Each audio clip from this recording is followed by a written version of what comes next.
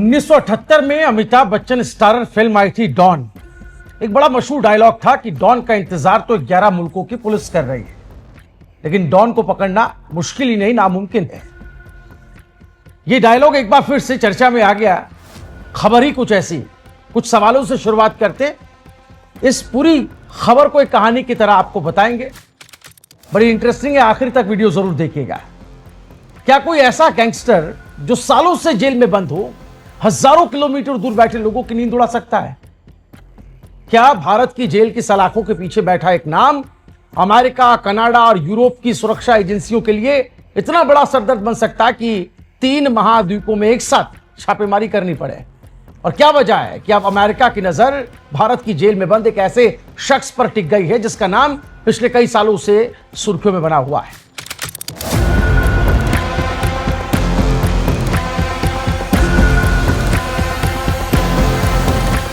नमस्कार, आप देख रहे हैं एनएमएफ न्यूज। आपके साथ मैं हूं भुवन शर्मा।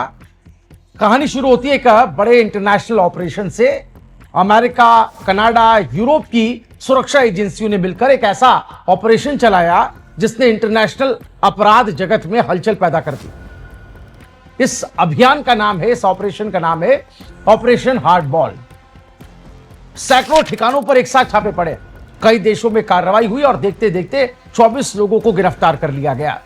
जांच एजेंसियों का दावा है कि ये लोग भारत से जुड़े संगठित अपराध नेटवर्क से संबंध रखते थे और इनका इस्तेमाल जबरन वसूली, ड्रग्स तस्करी, धमकी और हिंसक अपराधों के लिए किया जाता था। इस पूरे मामले में सबसे ज्यादा चर्चा जिस नाम की हो रही है वो है लॉरेंस बिश्नोई।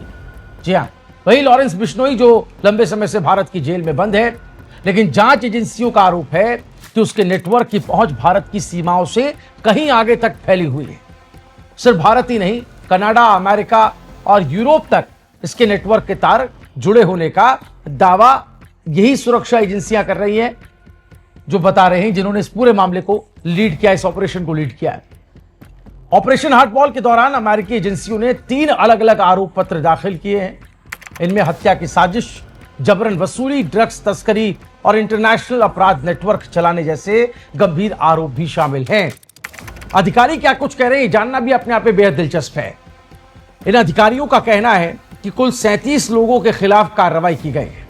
यानी ये सिर्फ कुछ व्यक्तियों की गिरफ्तारी नहीं है, बल्कि एक ऐसे नेटवर्क पर चोट है जिसे जांच एजेंसियां इंटरनेशनल लेवल पर काफी एक्टिव मानती हैं।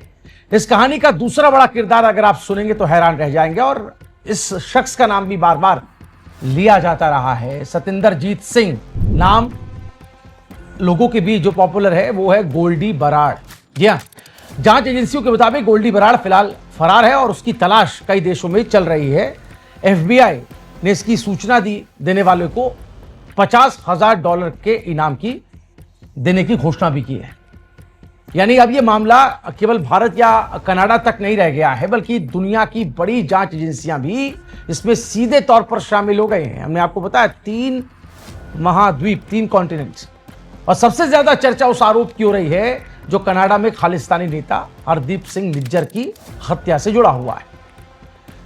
अब इस पूरे मामले में जो अमेरिकी अभियोजक हैं उनका आरोप है कि इस हत्या की साजिश में लॉरेंस बिश्नोई और गोल्डी बराड़ की भूमिका रही है।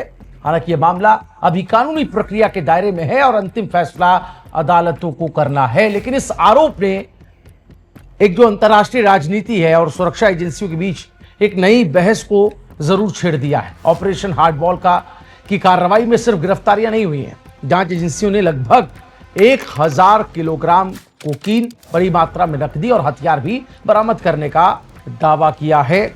और यही वजह है कि इस पूरे ऑपरेशन को हाल के ही सालों में सबसे बड़ी इंटरनेशनल कार्रवाई में से एक माना जा रहा है।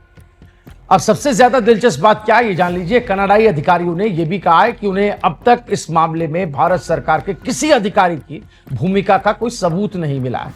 यानी जांच का फोकस फिलहाल कथित आपराधिक नेटवर्क और उससे जुड़े व्यक्तियों पर केंद्रित है। लेकिन इस खबर के कई मायने निकाले जा रहे हैं। कुछ लोग हैं जो भारत की सरकार, भारत का सिस्टम, भारत की जो पुलिस या व्यवस्था है उस पर भी सवाल उठाने से बाज नहीं आ रहे।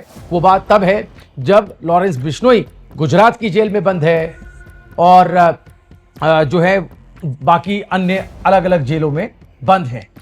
अब सबसे बड़ा सवाल क्या आता है? सवाल यह कि क्या अमेरिका वाकई में लॉरेंस बिश्नोई के प्रत्यर्पण की मांग करेगा, जैसा कि एफबीआई के द्वारा कहा जा रहा है, संकेत मिल रहा है? क्या गोल्डी बराड़ तक जांच एजेंसियां पहुंच पाएंगी? और क्या ऑपरेशन हार्ड बॉल इंटरनेशनल अपराध नेटवर्क के खिलाफ एक नए दौर की शुरुआत साबित होगा क्या?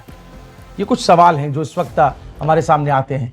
इन सवालों के जवाब आने वाले वक्त में सामने आएंगे, लेकिन फिलहाल इतना आप मान के चलिए कि एक इंटरनेशनल ऑपरेशन ने अपराध जगत की कई परतों को दुनिया के सामने ला दिया है। आपको क्या लगता है, क्या वाकई इंटरनेशनल लेवल पर चल रही ऐसी कार्रवाइयां जो 3 कॉन्टिनेंट मिलकर कर रहे हैं, संगठित अपराध नेटवर्क पर प्रभावी अंकुश लगा सकती है?